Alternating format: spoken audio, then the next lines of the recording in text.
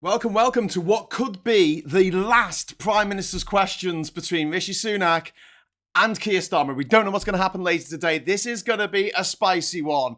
Put it that way. This is going to be epically spicy. I'm going to head over to the House now. David T.T. Davis is answering questions. The West Welsh Secretary PMQ is about to start. This could be the last one. We might be seeing an announcement of a general election later today. We don't know. Here comes the sound. Question number one. Question number one. Here we go. Mr. Speaker, Let's get going. the post office suspense is IT killing scandal me, is one of says the Emma. greatest miscarriages of justice in our nation's history. You're And I'm the determined biggest that the miscarriage victims of get the justice. justice and redress that they deserve. You- Today, we're introducing Get you out of legislation to bloody quash Parliament. convictions That'd be resulting justice. from this scandal. And justice the for all. Department for Business and Trade will be responsible for the new redress scheme, and we're widening access to the optional £75,000 payment. Hundreds of innocent sub-postmasters have fought long and hard for justice. With this bill, we will deliver it. Deliver Meetings with it! ministerial colleagues and others, in addition to my duties in this House, I shall have further such meetings later today.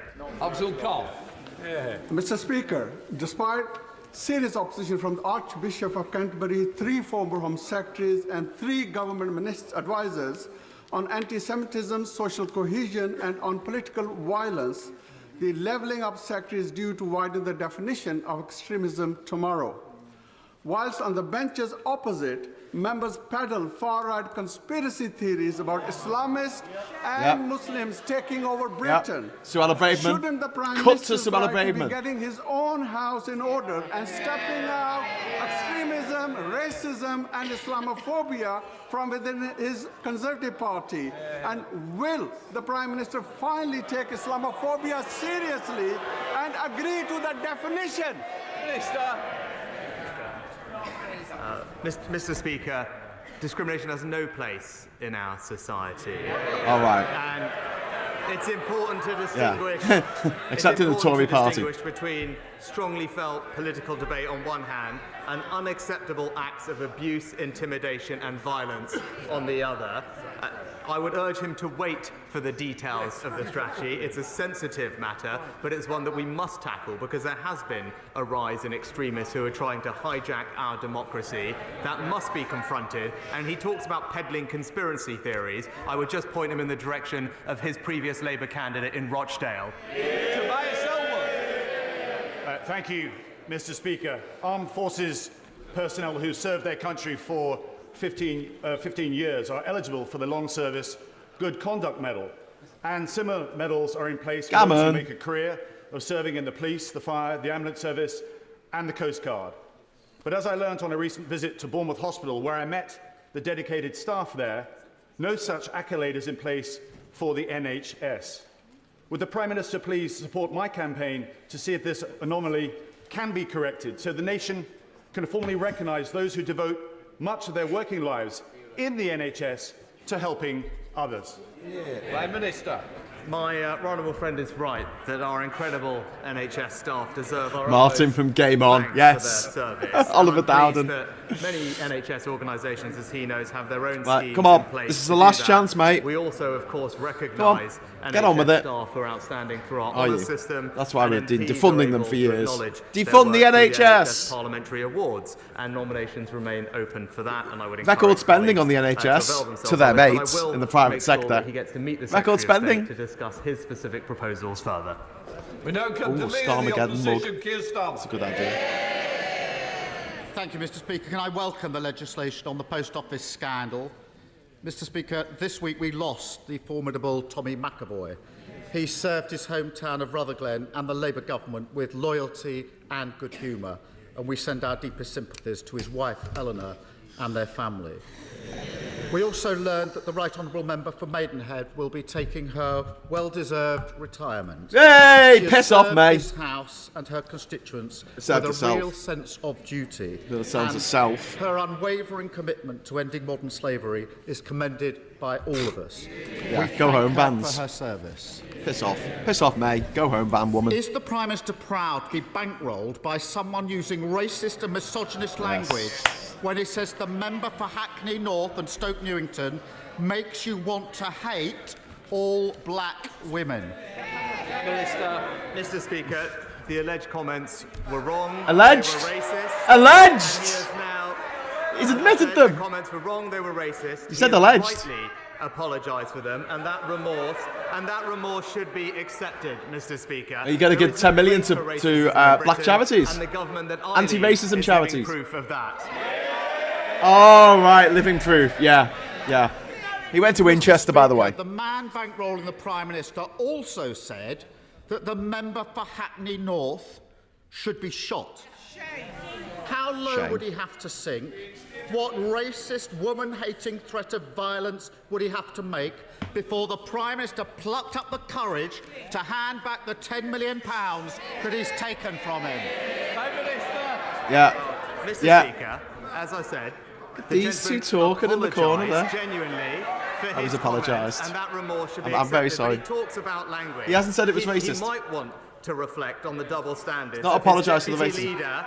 Of his deputy leader calling her opponents scum, Mr. Speaker. Yes, you are. His shadow foreign secretary. This is going to break out the emergency carbon. Comparing conservatives to Nazis, Mr. Yes. Speaker. Quite right. The man that he wanted to make Chancellor.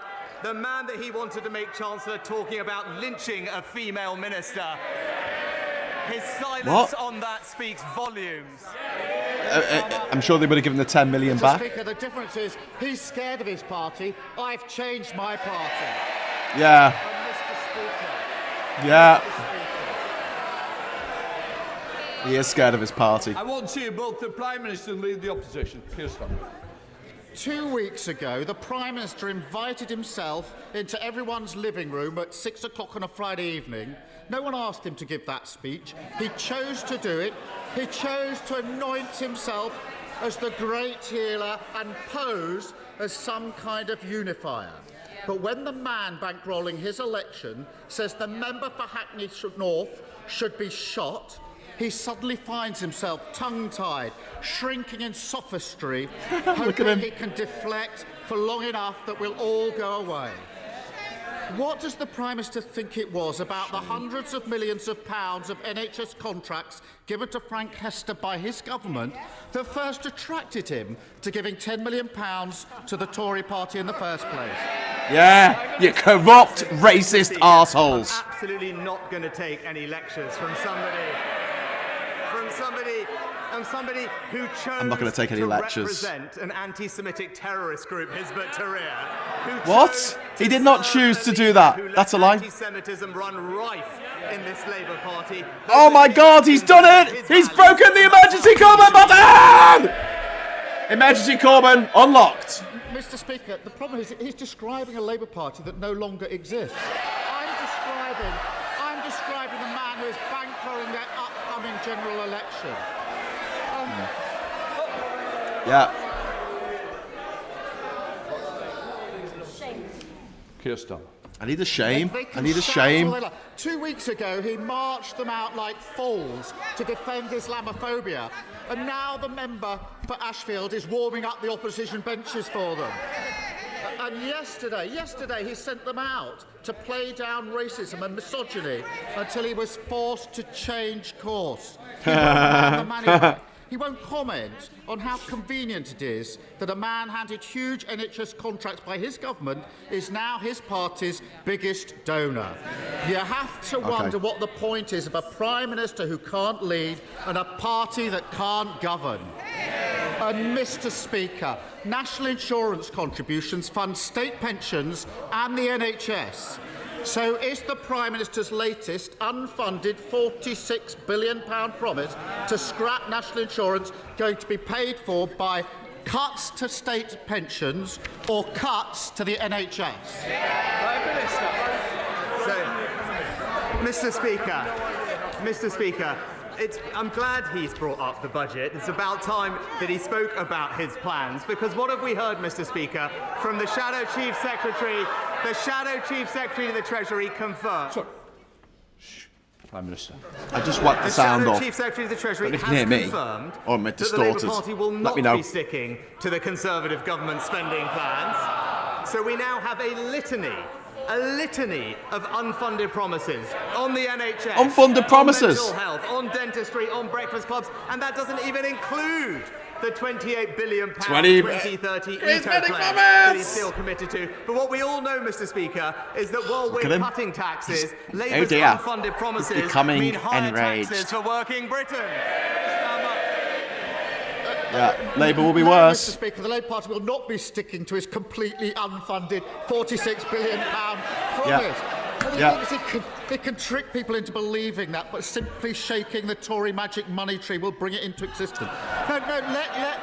Let's be clear. 80% of national insurance is spent on social security and pensions.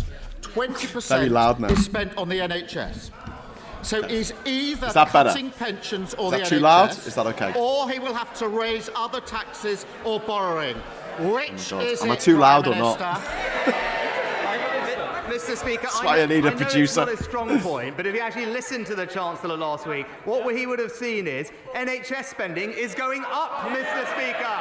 Yeah, It's to going your up. private It's a plan companies. that's backed To by your the private NHS companies. CEO, who says that we're giving her what she needs, and at the same time, Record we're spending, responsibly cutting taxes bollocks. for millions of people in work. Oh yeah, we're An going to average cut the worker benefiting taxes. from a £900 tax cut, Mr. Speaker. But what I'm hearing for him is he's against our plans to cut national insurance. Oh, it's all Labour's fault. Blame it on Labour. The highest tax burden since the Second World War. I did listen to the Chancellor. £46 billion of unfunded commitments. They tried that under the last administration, and everybody else is paying the price. Yeah. And 2 weeks ago, the Prime Minister promised to crack down on those spreading hate.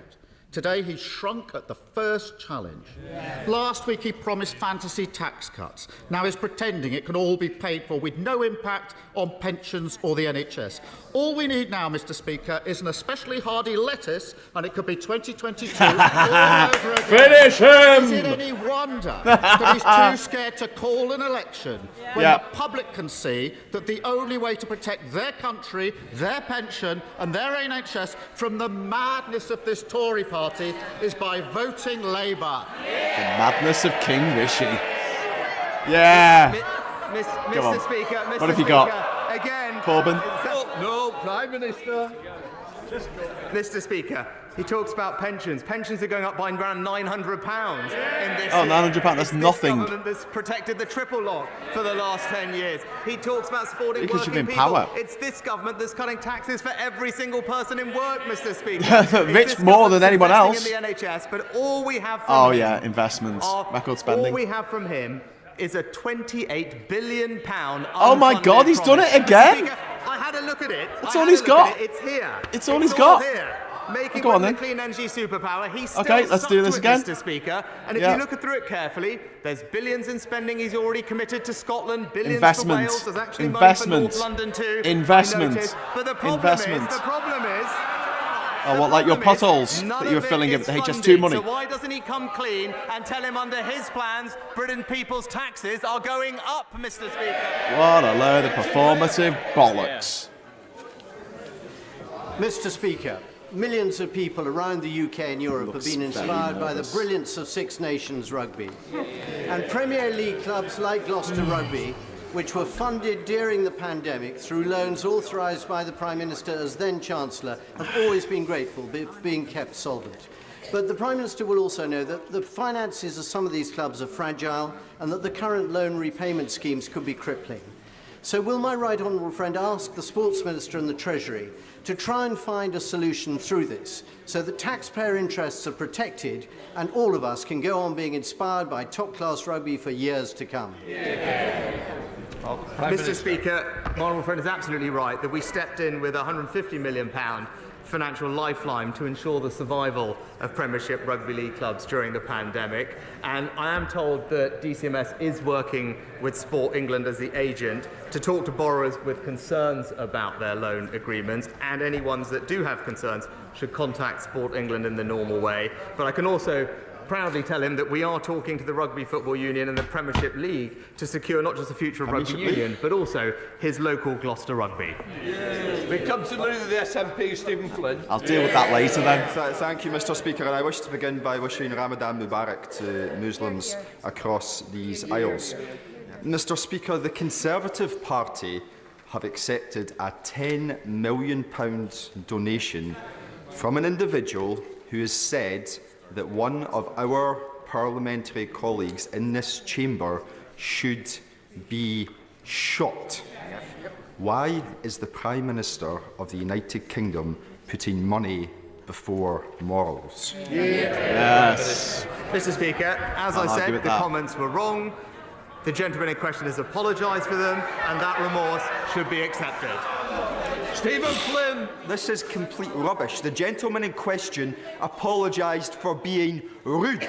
Yeah. He wasn't rude, he was racist, he was odious, and he was downright bloody dangerous. Now, on Monday, the number 10 said, we've seen an unacceptable rise in extremist activity which is seeking to divide our society and hijack our democratic institutions. Isn't extremism that we should all be worried about? The views of those Tory donors that we've read about this week. Prime Minister. I like the way he caught a Pokemon halfway through doing there that. Has actually been very impressive multitasking there for Stephen Flynn. That is seeking to hijack our democratic institutions. Oh, what? What, you mean like the Tory party? Like the Tory party? The extremism strategy will do, and I would urge him to wait for the Community Secretary to release the details. Oh yeah, I'll deal with that later. Thank you, Mr. Speaker. Sub-postmasters across the country will welcome the government's announcement today on the introduction of legislation to overturn the convictions of those who were wrongly convicted. But can my right honourable friend reassure this House that that legislation will be passed as quickly as possible, and we will support all sub-postmasters right across our United Kingdom? Prime Minister. Well, Mr. Speaker, as I said, I want to pay tribute to all postmasters who have campaigned tirelessly for justice, including those who tragically won't see the justice that they deserve. Today's legislation marks an important step in finally clearing their names, and across this House we owe it to them to progress this legislation as soon as possible before summer recess, so that we can deliver the justice that they have fought for. Oh, he said delivering! We're continuing to work with our counterparts in Scotland and Northern Ireland as they develop their plans, but regardless of where and how convictions are quashed, redress will be paid to victims across the whole of our United Kingdom on exactly the same basis. Says racist things, but isn't a racist. Thank you, Mr. Speaker. The future of children's cancer services. And David. Thank you, Mr. Speaker. The future of children's cancer services in my constituency, across South West London, across Surrey, Sussex and beyond, will be decided by NHS England tomorrow. The existing service is world-leading and has saved the lives of countless children. Many of us who have engaged with the consultation process feel that a wrong decision is about to be made, ignoring risk to children's cancer care by moving them to the Evelina.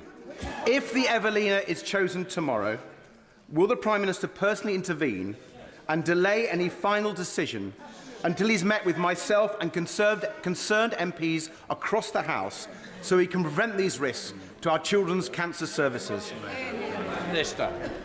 Well, Mr. Speaker, as the honourable gentleman knows, decisions about clinical provision are rightly made by clinicians in local areas across the country. Nothing he can do. He's only the more Prime generally, Minister. we're investing in more oncologists, radiologists and community diagnostic centres, which are contributing to cancer treatment being at record levels. But I will, of course, ensure that he and colleagues get a meeting with the Secretary of State. Thank you, Mr. Speaker. Radical Islamists pose a serious threat to our nation's security. Oh, fuck off, Miriam. My right honourable friend that we must urgently address this. But reports that the government wishes to broaden the definition of extremism are concerning, because in separating the definition of extremism from actual violence and harm, we may criminalise people with a wide range of legitimate views and have a chilling effect on free speech. So can my right honourable friend reassure me that instead of trying to police people's thought and speech, as those opposite clearly wish to do, the government will instead target the specific groups that foster terrorism and those who fund it? Piss off, Gammon woman. Prime Minister. My honourable friend makes a good point, and that's why the strategy that I would urge her to wait for will, I think, 30p Lee is on the opposition benches. Because it is our duty to make sure the government has the tools to tackle the threat that she rightly identifies and highlights. And this is absolutely not about silencing those with private and peaceful beliefs, nor will it impact peaceful beliefs, speech, what, that all which we on trans this side of people the House shouldn't exist? will always strive to protect. Okay, that's very peaceful. Thank you, Mr. Speaker. Children deserve the right to breathe clean air. Yes. However, many schools are in areas with high levels of air pollution. Sadiq Khan, the Mayor of London, has announced... Keep going, Janet. Sadiq Khan, the Mayor of London, has announced a pilot for 200 of London's most impacted schools to access air quality filters so children can breathe clean air in their classrooms. Brilliant. Does the Prime Minister support this pilot and will he implement similar measures across our country? Of course he doesn't. Mr. Speaker, I'm pleased that latest published figures show that air pollution has reduced significantly since 2010, and partly due to our targets, partly due to our legally binding targets to reduce concentrations. They will continue to reduce over the following years. And on top of that, we've also provided almost £1 billion to help local authorities across the country implement local plans to reduce NO2 and make sure that we can support those impacted by those Don't bug them all. You've tried to get rid of low traffic neighbourhoods. Absolute liar. You got I rid of understand the HS2. latest scheme that's been considered is to pay migrants thousands of pounds to leave Britain. Prime Minister, let's just leave the ECHR and deport them for free. So far, over 40,000 Brits have signed my petition with the Conservative Post calling for us to leave the European Convention on Human Rights. How about Will the you Prime Minister leave commit to this leaving country? the ECHR, or Go at the find a very rock least, and crawl under have it. it now manifesto Preferably Ayers to Rock, have a Uluru. referendum and let Britain decide. Oh, piss off. Mr. Speaker, I'm going to leave the human rights. Honourable friend is I don't absolutely want them. right that we must do Human rights are a everything bad we can thing. to secure our borders, ensure that those who come here illegally I thought do not have Brexit the was supposed to ability do that. stay. That's Are you saying why that Brexit didn't our do that? Rwanda scheme and legislation is so important. And what I've said £3,000 repeatedly to go and to will happily Rwanda. say to her again is that I will not let a foreign court block our ability to send people to Rwanda. when the It's time not a comes. foreign court. It is our court. It is a European court. We are part of the continent of Europe. Foreign court. Stars Michael Sheen celebrates at the end a transformational increase in life expectancy since the founding of the NHS. But UCL findings indicate that austerity policies between 2010 and 2019 are responsible for a 3-year setback in life expectancy progress. Does he, or the leader of the opposition for that matter, think public services can withstand an extra £20 billion of cuts? Prime Minister. Well, Mr. Speaker, first of all, I'm pleased that the National Theatre received. We hate you. significant Everyone funding hates from the you. Chancellor in the recent budget to Everyone support their hates you, fantastic Rishi. work Everyone hates your across the party. UK. Everyone hates your I am policies. surprised to You're hear about as raising the popular NHS when it's as her a party fart in a propping lift. up the Welsh Labour government in Wales, which has absolutely the worst NHS performance of any part of the United Kingdom. Right. The National Mr. Health Speaker, Service may I is that. thank my right honourable friend for meeting me 6 weeks ago to discuss the plight of victims of Piss off, COVID-19 Chope, you vaccine you damage. absolute And may I scumbag. ask him, following Look at that this horrible discussion man. and his This very man is the sympathetic paedophile's champion. response The during champion of the GB upskirting. People's Forum The to champion Mr. of John sex Watt, offenders to who stand as himself is a MPs. victim of COVID-19 vaccine damage. Vaccine damage. The Oh, he's an government will be anti-vaxxer now as well. supporting What an my absolute COVID-19 scumbag. vaccine You know when you payment cark bill it, mate, this I'm going to have a Friday. party. I'm going to have a bloody party. Mr. Speaker, can I You thank horrible my man. honourable No, friend don't thank for him. raising the issue Throw him and in the bin. conversation that I had with him Piss off, previously, Chope. and extend You upskirting my sympathies to all of nonsense those who have been affected champion. by this. I will, of course, make sure that he can meet with the Secretary of State to discuss his bill. And as I committed to him, we are looking at the issue in some detail to make sure that the policies we've got are providing the support that they need to. Did it come as any surprise that he's an anti-vaxxer? Speaker, Vermin. the Prime Minister stood outside Downing Street saying that he wanted to root out Privately hate educated, and of course. extremism. Can you imagine? Yet Yeah. it shamefully took him more than 24 hours to finally say the remarks by the Tories' biggest donor that looking at the Right Honourable Member for Hackney North and Stoke Newington makes you want to hate all black women were indeed racist. In November, the Prime Minister accepted a non-cash donation to the tune of £15,000 from Frank Hester for the use of his helicopter. So will he reimburse him, yes or no? No, Mr. Speaker, and I'm pleased that. If an election's announced, this is the last one. Supporting This is a the party last that Prime Minister's represents questions one of if the an most election is diverse announced this governments week. in this country's history, led by this country's first British Asian Prime Minister. Who went to bloody Winchester? very much, Mr. All your front Speaker. bench were privately Later educated. Today, I look forward to voting for a tax cut for thousands. It's not a triumph for anti-racism or diversity. It's a triumph for money. What is this woman wearing? Why is she dressed as a spotty man from Super Ted? After listening to the rhetoric from the leader of the opposition today, does the Prime Minister expect that the main opposition party will vote against this afternoon's tax cut? Thanks so much for the super chat at Real Phil. You make it worthwhile. Raises an excellent question, because whilst on this side of the House we believe in a country where hard work is rewarded and people can keep more of their hard-earned money, which is why we're cutting their taxes by an average of £900 each, we hear consistently from the party opposite, not only do they disagree with that approach, they continue to cling to unfunded spending promises that would put taxes up, but also the Shadow Chief Secretary of the Treasury, we learned just Unfunded yesterday, spending promises, described investments. our plan You just to want end tax the double cuts. taxation on work as morally abhorrent. And that The is double contrast taxation on between work? us and them. You mean the Labour will national put your insurance, taxes which up, you've been and told the that you can't get Conservatives rid will of? keep cutting them. Anyway, we're the highest tax burden since the war. Thank you very much, Phil, for Many the of us super chat there. backbenchers, and now it seems the Prime Please read Minister Real himself Phil's have taken to comment referring to there the European inside Court the of Human screen. Rights as a foreign court. Yes! As if there's something Yes! inherently wrong with things being foreign or people being foreign. In what way can a court that the UK has belonged to since 1953, which has an Irish president and a UK justice with an LLB from Dundee, be considered foreign? I think Yes. the House needs to hear the Prime Minister commit today to the UK's continued membership of a court and a convention which has protected our rights and freedoms for over 70 years. Mr. Speaker, when it comes to the Well issue said, of tackling Patrick. illegal migration, when Parliament expresses a clear view on what it believes should happen, supports that with legislation, and that we believe we are acting in accordance with all our international obligations, I've been very clear that I will not let I've a been very foreign clear. court stop us. I've been from very sending clear. illegal migrants I've got to that. Rwanda. That is I've the been right absolutely policy, clear. in fact, the only way to ensure security of our borders and end the unfairness of illegal migration. What unfairness?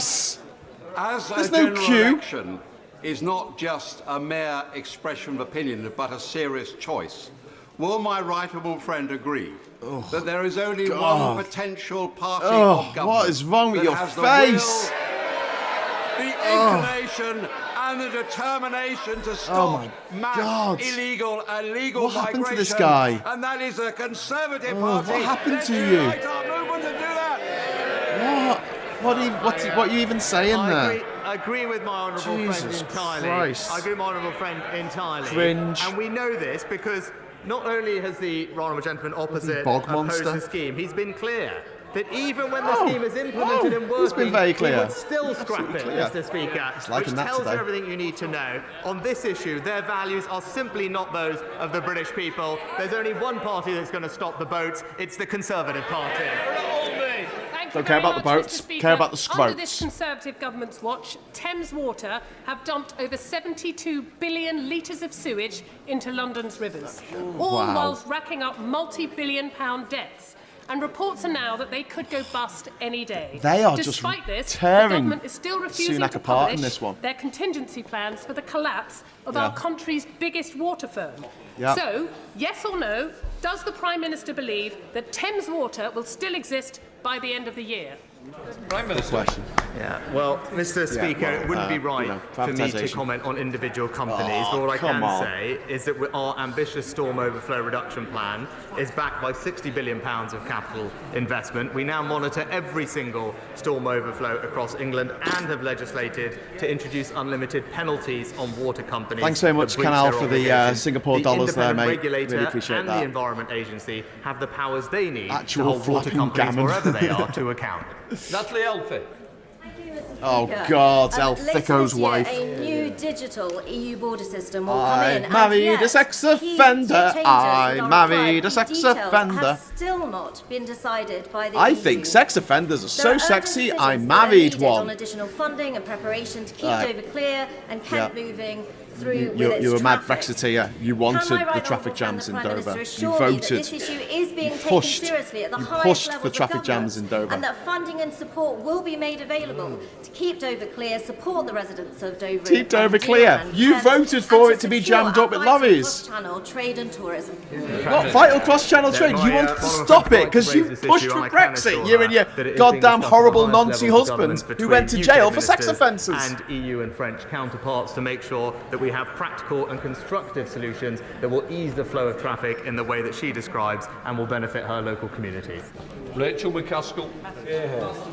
Thank you, Mr. Speaker. It's clear I didn't marry a sex 158 offender. days, That was and there's Natalie no Elthicko. peace and no justice. There is no food, there is no clean water, there is no sanitation and no medical aid.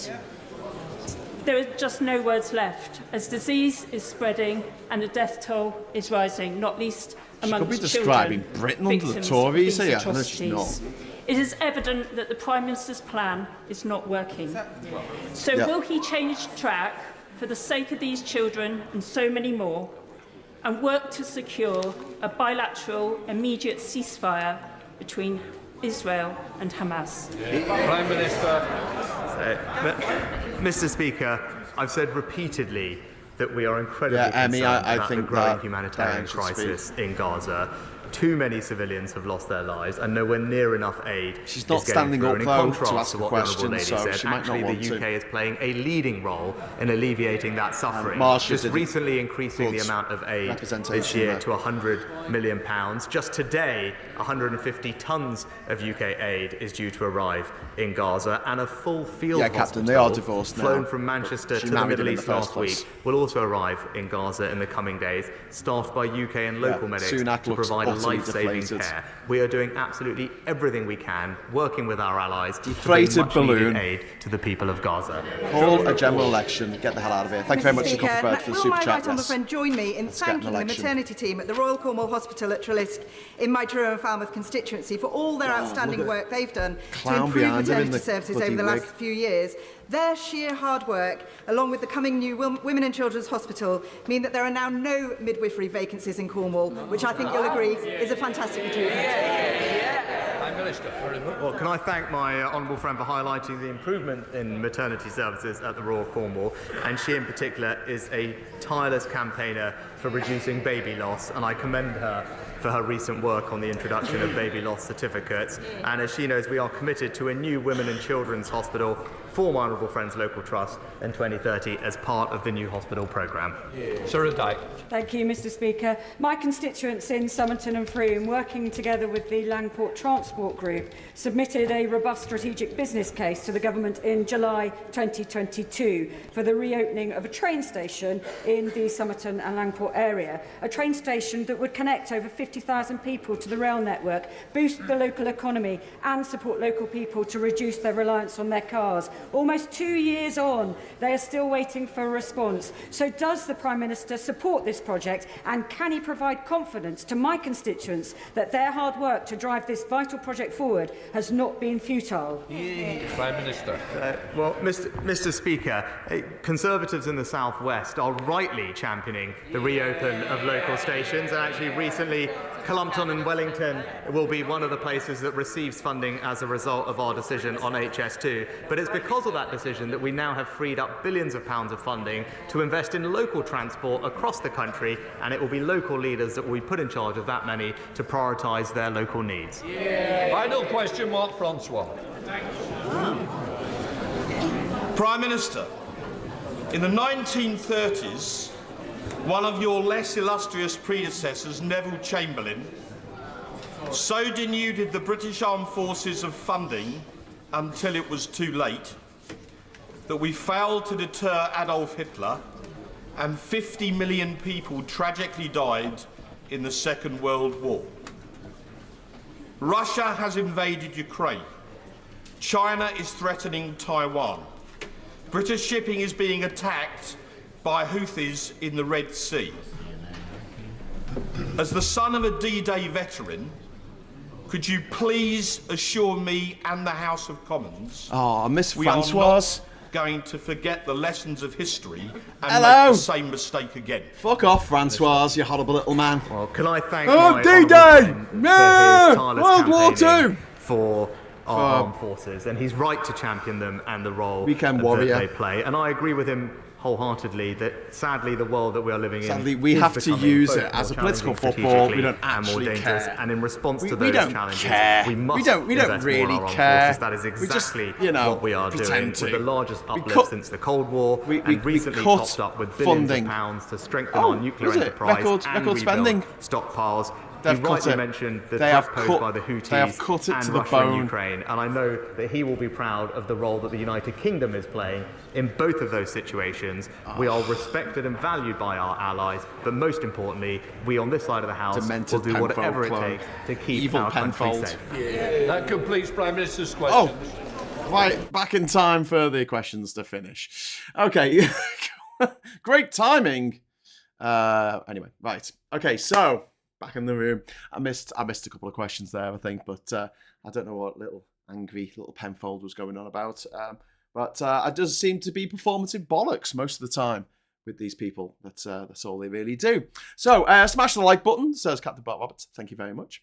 Just like Drumpel think filth skin and emptying the RNC coffers. Yeah, indeed. Francois got the final question.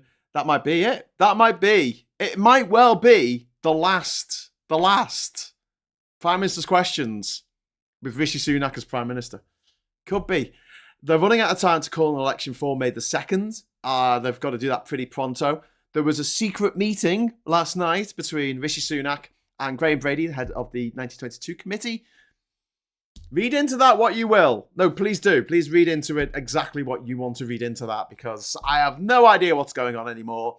The Tories have led the country off a cliff. They are about as popular as a swastika-shaped shit in a synagogue.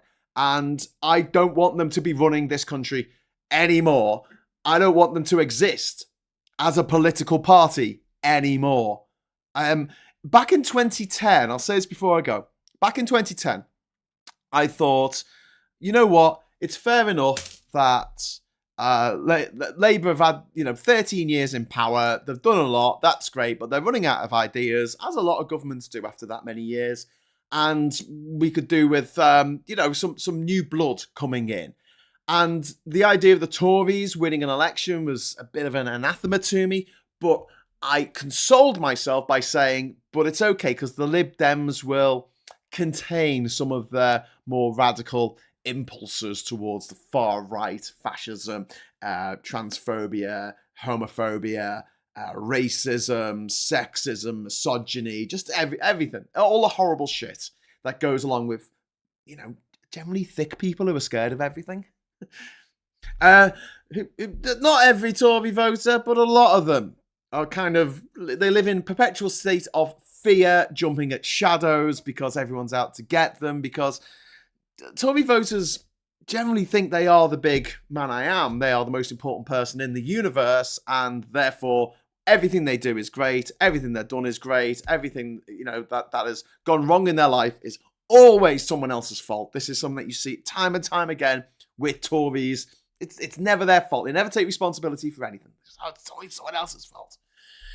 But I thought, the Lib Dems will rein them in, which they did to some extent. But then they did stupid stuff like we had a referendum on AV, which didn't go anywhere because it was in the first year of the Tories teaming up with the Lib Dems, and everyone said, well, if we bring this in, won't it mean that the Lib Dems get to decide who's going to be leading the government for the next few centuries? I mean, does anyone want that in the first year? Like, come on. Like, they maybe could have waited for a little bit before they went for bringing in some kind of version of PR to replace the terrible first past the post system that we have inherited. But the Lib Dems didn't do a very good job, and they got punished for it, quite rightly, in the 2015 election when there's something like 80 seats they had in 2010. It was whittled down to like 12. Because people weren't happy with them in the 2015 election, and they've barely come back since then. The only reason why they're on for maybe getting 60 seats in the next election is because the Tories have done such a bad job. But in the 2015 election, the Tories were unleashed. Tories unleashed. And they have I mean, it was bad enough before then with austerity, but from 2015 onwards, the Tories have plummeled this country. Plummeled it. Beaten the living crap out of it. Beaten it black and blue. Every metric you look at, every public service, everything that we want in our lives, everything we aspire to, has either been taken from us or it's got worse under the Tories. And now we are officially the least determined and motivated, the least motivated country in the world. The least motivated. Do you have any idea why that might be? We've had everything taken from us by these bastards. They've taken our right to go and live and work anywhere in Europe, pretty much. Anyway, you'd want to live in Europe anyway, not Belarus. I mean, they've taken that from us. They still have it. The Brexiteers, the bastards who told you to vote for Brexit, still have those rights because they can afford the visa. They can afford the £28,000 you need in your bank account to get residencia in Spain. They can afford it. That's chicken feed to them.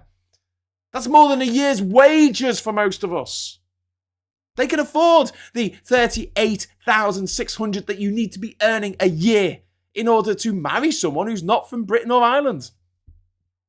38, no, not them to be earning that, by the way. You to be earning that, to have your partner come live with you in this country. And now you can't afford that they're European. You can't afford to go and live with them in their country. Destroying relationships, destroying brilliant things that could have happened, making people not be able to have children because they can't be with the person that they love, or decide not to have children because the cost of living is so high. They have done such a number to us, and it doesn't affect them. It never affects them. And the only time it affects them, when they have to lock down as well, when they have to wear masks, what happens? They freak the fuck out. And we see this time and time again. They absolutely freak out. They lose their freaking minds. Oh, you got to get vaccinated. You saw Christopher Chope, they're privately educated, of course, standing up in Parliament going, oh, we have to get vaccinated and now we're all dying. We're not. Do you know when we were dying? You know when the NHS was overwhelmed? That was during COVID. That's what happened. The NHS didn't have the PPE that it needed because the Tories hadn't prepared for a pandemic. They'd had a dry run a few years earlier, which said there's not enough PPE if we actually do have a pandemic. You know, we saw that in the dry run. We rehearsed this, and we didn't have enough. So can we get some more people? No. Okay, now we need the PPE. Okay, well, instead of getting it through reputable sources that have supplied the NHS for years, we're going to go to our mate who owns a pub. We're going to go to our friend who's a massive Tory donor, and we're going to give him billions of British taxpayers' money for PPE that doesn't even work. Through it all, there's still 20% of the population who are going to vote for these clowns, but I take solace in the fact that in any given population, 50% are below average. 50% of that 50%, so 25% of the total, are below average for the below average people. So, 20% of the population, double below average. I mean, probably about 40% of that number, 35, 40% of that number would probably be rich people who don't want to pay tax. But the rest of them, I mean, you're a working class Tory after this? Oh, bloody hell. There's nothing down for you, mate. There's nothing down for you. A working class Tory is something to be, as John Lennon never sang.